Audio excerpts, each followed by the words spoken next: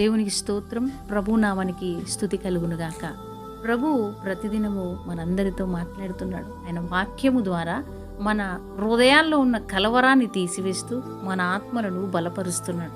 దేవుని వాక్యం సెలవిస్తుంది. యాకోబు రాసిన పత్రిక 5వ అధ్యాయం 15వ వచనం. విశ్వాస సహితమైన ప్రార్థన ఆ రోగిని స్వస్థతపరచును, ప్రభువు అతన్ని లేపును, అతడు పాపములు చేసిన వాడైతే పాప క్షమాపణ నొందును. దేవుని స్తోత్రం. విశ్వాస సహితమైన ప్రార్థన అంటే విశ్వాసముతో చేస్తున్న ప్రతి ప్రార్థన కూడా మన జీవితంలో నెరవేర్చబడుతుంది. ఏదైతే ఏ బంధకం ఉన్నా, ఏ బాధ ఉన్నా, ఏ అనారోగ్యం ఉన్నా విశ్వాసంతో ప్రార్థిస్తున్నప్పుడు ఎట్లా ప్రార్థించాలి? విశ్వాసంతో. అసలు విశ్వాసం ఉంటేనే కదా. విశ్వాసం అనేది ఎట్లా నిలబెట్టుకోవాలి? ఓర్పు సహనం ఉన్నప్పుడే మనలో విశ్వాసము బలపరచబడుతుంది. ఆ రెండు లేనప్పుడు నీలో విశ్వాసం ఉండదు. చాలా మందికి విశ్వాసం ఉండదు. అసలు నీ జీవితంలో దేవుడు కార్యము చేస్తాడన్నా కూడా ఆ చేసినప్పుడు చూద్దాంలే అని మాట్లాడుతూ ఉంటారు చాలామంది. అప్పటి వరకు ఎన్నో కార్యాలు జరుగుతాయి, అప్పటి వరకు ఎన్నో అద్భుతాలు చూస్తారు. కానీ మరలా కొంచెము బాధ రాగానే మరలా కార్యము జరిగేంత వరకు వారిలో విశ్వాసం ఉండదు. కాబట్టి ప్రియ దేవుని బిడ్డలారా, దేవుని వాక్యం ఏమంటుందంటే విశ్వాస సహితమైన ప్రార్థన రోగిని స్వస్థతపరచును. దేవుని స్తోత్రం.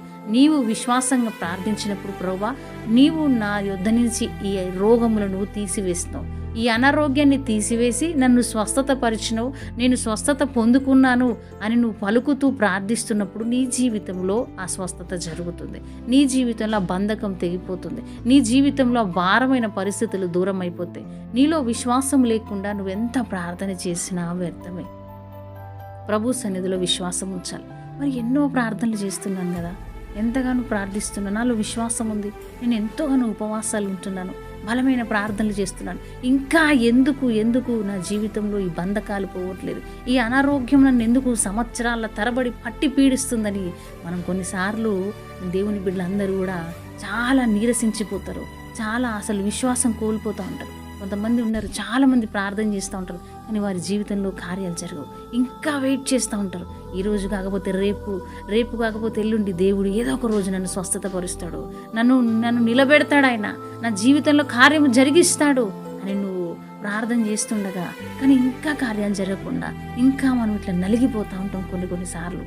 ఎందుకంటే ప్రియ దేవుని బిడ్డలారా, దేవుని తలంపులతో, దేవుని ఆలోచనలతో కుమార్తెను కానీ ఒక కుమారుని కానీ దేవుడు ఏర్పాటు చేసుకుంటే ఆయన నామానికి మహిమ వచ్చే విధంగా వారి జీవితంలో అద్భుతాలు జరిగించబోతున్నాడు. కాబట్టి ఆలస్యం అవుతుందని నీ విశ్వాసాన్ని కోల్పోవద్దు. విశ్వాస సహితమైంది ఏదైనా కూడా నీ నోటి నుంచి విశ్వాసంతో ప్రతి మాట పలికినది నెరవేర్చబడుతుంది. నా యొద్ద నుంచి దేవుడి రోగమును తీసివేసినాడు, నా యొద్ద నుంచి బంధకం వెళ్ళిపోయింది, నేను నమ్ముచున్నాను. ఎందుకంటే నా దేవుడు సజీవుడై ఉన్నాడు. కాబట్టి నా జీవితంలో ఈ స్వస్థత జరుగుతుంది, ఈ అనారోగ్యం పోతుంది, ఈ బంధకము తెగిపోతుంది అని నువ్వు ఎప్పుడైతే విశ్వాసంతో ప్రార్థిస్తావో, బంధిస్తూ దుష్టుని కార్యాలను బంధిస్తూ నువ్వు ప్రార్థించినప్పుడు ఆ కట్లు తెంపబడి నీలో అద్భుతమైన కార్యాన్ని నువ్వు చూస్తావు. ప్రభు అతన్ని లేపును, అతడు పాపములు చేసిన వాడైతే పాప క్షమాపణ నొందును. దేవుని స్తోత్రం. కొన్నిసార్లు మనకు తెలిసి తెలియక చేసిన పొరపాట్ల వల్ల కొన్ని మనం అనుభవించవలసి వస్తూ ఉంటుంది. కొన్నిసార్లు మనం తిరిగిన తిరుగుళ్ళు, మనం చేసిన పాపాలు, మనం తెలిసి తెలియక చేసిన భయంకరమైన వ్యర్థమైన లోకానుసారమైన పాపాలను బట్టి మన జీవితంలో కొన్ని మనము అనుభవించాల్సి వస్తుంది. దేవుడు ఎప్పుడు కూడా ఒక వ్యక్తిని హింసించడు, ఒక వ్యక్తిని రోగాల పాలు చేయడు, ఒక వ్యక్తిని బాధించడు, వేధించడు. మనము చేసుకున్న క్రియలను బట్టి, మనము చేసిన పాపములను బట్టి, మనము దేవుణ్ణి విడిచిపెట్టి పరిగెత్తిన పరుగును బట్టి మనం అనుభవిస్తూ ఉంటాము తప్ప మన దేవుడు ఎప్పుడు కూడా మనల్ని బాధించే దేవుడు కాదు. కొంతమంది అంటారు, దేవుడు నన్ను ఎందుకు ఇంత హింసిస్తున్నాడో, ఎందుకు ఇంత పరీక్ష పెడుతున్నాడో, ఎందుకు ఇంత నన్ను బాధిస్తున్నాడు, ఈ అనారోగ్యం ఎందుకు తీసుకొచ్చినాడో అని మనం మాట్లాడుతూ ఉంటాం. అది తప్పు. ఎప్పుడు కూడా ఒక వ్యక్తిని దేవుడు హింసించడు, బాధించడు, రోగములు తీసుకురాడు. మనము చేసిన పాపముల ద్వారానే, మనము చేసిన అన్యాయముల ద్వారానే ఆ ప్రతిఫలమే దుష్టుడు నీ జీవితంలో కొట్టే దెబ్బ. అది మనం అనుభవిస్తూ ఉంటాం. కాబట్టి దేవుణ్ణి యందు ప్రార్థన చేస్తూ, ప్రభువా నా పాపములు విడిచిపెట్టయ్యా, నేను ఏదో తప్పు చేశాను నీకు తెలిసి తెలియక, నేను నీకు తెలిసి కొన్ని పాపాలు చేసిన, నీకు నాకు తెలియక కూడా కొన్ని పాపాలు నేను చేశానయ్యా, నన్ను క్షమించి ఈ బంధకాలు నా నుంచి తీసేయి, ఈ రోగములు నా యొద్ద నుంచి తొలగించు, నీ నామానికి మహిమ తెచ్చుకోయ్యా, నీ సాక్షిగా నన్ను నిలబెట్టు ప్రభువా అని నువ్వు ప్రార్థన చెయ్యి. ఖచ్చితంగా నీ యొద్ద నుంచి సమస్త రోగములను దేవుడు తీసివేయబోతున్నాడు. నీ యొద్ద నుంచి సమస్త బంధకములను దేవుడు విడిపించబోతున్నాడు.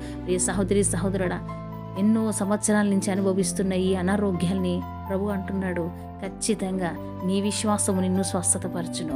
కుమారి, నీ విశ్వాసం నిన్ను స్వస్థతపరచును అంటున్నాడు దేవుడు. నా కుమారుడా, నీ విశ్వాసం నిన్ను స్వస్థతపరచును అంటున్నాడు. నువ్వు విశ్వాసంతో అడుగు.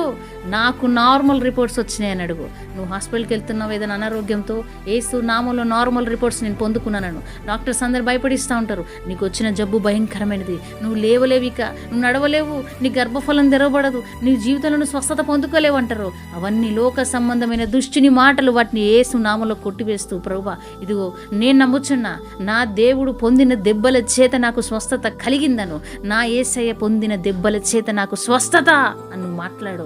ఈరోజు నా రిపోర్ట్స్ను తారుమారు చేయగల శక్తి దేవునికి ఉన్నది. ఉన్నది లేనట్టు, లేనిది ఉన్నట్టు చేయగల శక్తి ప్రభువుకు ఉన్నదండి.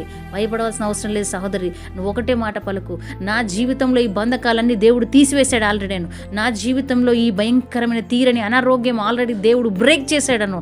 దేవుడు నాకు స్వస్థతనిచ్చాడు, నార్మల్ రిపోర్ట్స్ ఇచ్చాడు, ఆ సర్జరీలు బ్రేక్ అయిపోయినాయి, ఆ గర్భఫలం తెరవబడింది, ఆ భయంకరమైన మెడిసిన్ వాడుతున్న అవన్నీ బ్రేక్ అయిపోయినాయి.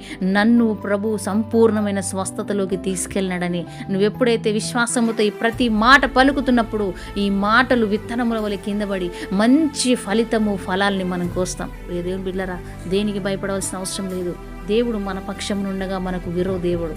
ఆ 2000 సంవత్సరముల క్రితము మరణాన్ని జయించి లేచి సజీవుడై ఉన్న దేవుడు, అప్పుడు అనేకులకు రోగులను స్వస్థతపరిచిన దేవుడు ఈ రోజు కూడా బ్రతికే ఉన్నాడు. కాబట్టి నీ జీవితంలో స్వస్థత, నీ జీవితంలో విడుదల, నీ జీవితంలో ఒక అద్భుతమైన కార్యములు దేవుడు జరిగించబోతున్నాడు. ఈ ఉదయంకాల సమయమందున నువ్వు వింటున్న ఈ మాటలను బట్టి నువ్వు జీవము కలిగిన దేవుని మాటలను రిసీవ్ చేసుకో. I receive it in the name of Jesus అను.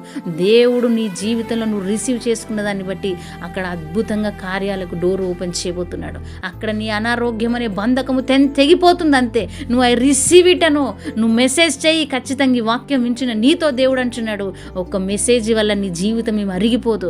దేవుని దగ్గర నువ్వు మాట్లాడు, ప్రభువా నేను రిసీవ్ చేసుకున్నానని నువ్వు అంటే వెంటనే ప్రభు నీ బంధకం వెంటనే తెంపివేస్తాడు. ప్రియ సహోదరి సహోదరుడా, ప్రభు మనందరినీ స్వస్థతపరిచి దీవించి ఆశీర్వదించి ముందుకు నడిపించుదునుగాక. ఆమేన్. తండ్రి నీకు స్తోత్రం చెల్లిస్తున్నాను. బలమైన కార్యములు చేసే దేవుడవయ్యా, ఎంతమంది బిడ్డలు వాక్యం వింటున్నారో వారందరూ యేసు నామములో, నీ శక్తివంతమైన బలమైన నామంలో, నీ అద్భుతమైన నామంలో స్వస్థతలు పొందుకొని, విడుదలలు పొందుకొని, ఆశీర్వాదాలు పొందుకొని ముందుకు వెలుదురుగాక. ఎంతమంది బిడ్డలు రిసీవ్ ఇట్ అని పెట్టినారో వారి జీవితంలో ప్రతి బంధకాలు వెంటనే తెగిపోవునుగాక. అటువంటి కృప దయచేసి బిడ్డలందరిని ఆశీర్వదించమని యేసయ్య నామంలో అడుగుచున్నాం తండ్రి. ఆమేన్.